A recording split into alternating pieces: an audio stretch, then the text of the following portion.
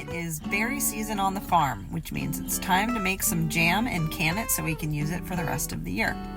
I put this short video together to show you my full process of how I make my jam and can it using a water bath canning processing method. First, start by putting 10 cups of your favorite berry. I'm using raspberry. I actually mixed a little strawberry into this batch. You're gonna do 10 cups of fresh berries in a heavy pot on the stove.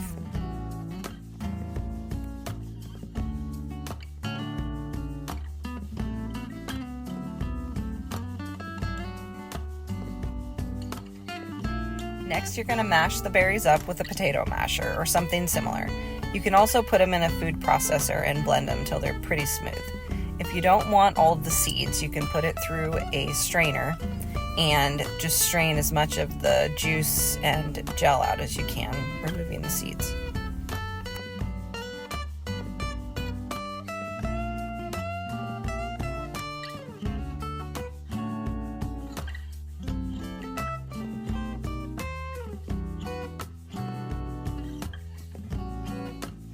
Next, you're going to add 4 cups of organic cane sugar and 1/4 cup lemon juice.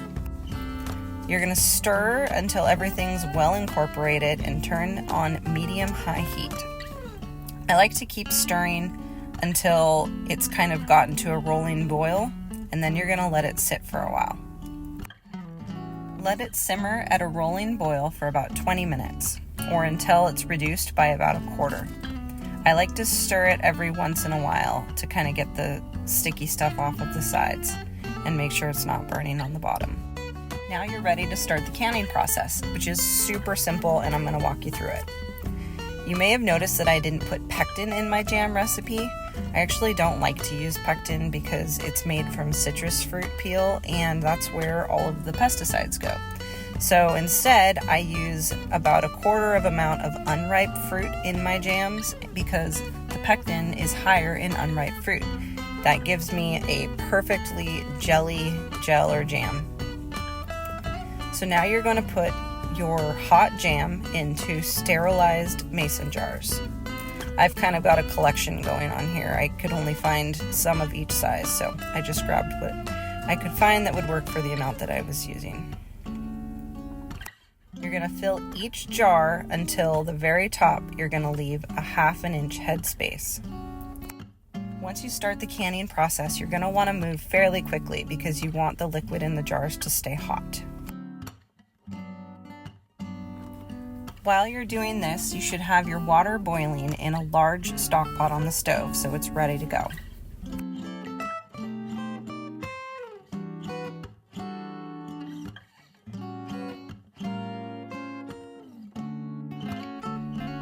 Next, you're going to wipe the rims of your jars with a clean cloth. You want to make sure there's no food left on the rim of the jar because that can mess with the seal and it can make your jars not seal properly.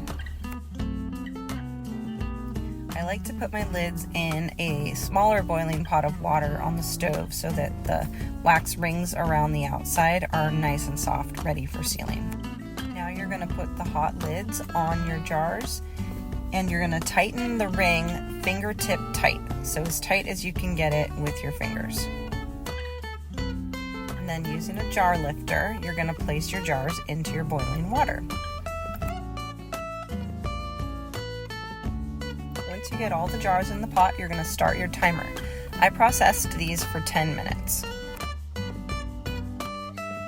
Once your timer goes off, you're going to use your jar lifter again, pull the jars out of the boiling water, let them sit on your countertop untouched overnight or for 24 hours. You don't want to disturb that seal at all for the first 24 hours. After that, you'll be good to go and you can throw your jam in the pantry and enjoy for a whole year. As you can see, this process is much simpler than it sounds, and I highly advise you to try it. This batch of jam ended up being our favorite so far. The raspberry and strawberry together really hit. So I'm super happy that we were able to get this put up for the year. Something else to note when you're picking your jars is how fast your family eats jam once it's opened. I like to do smaller jars so that we consume it all before it goes bad.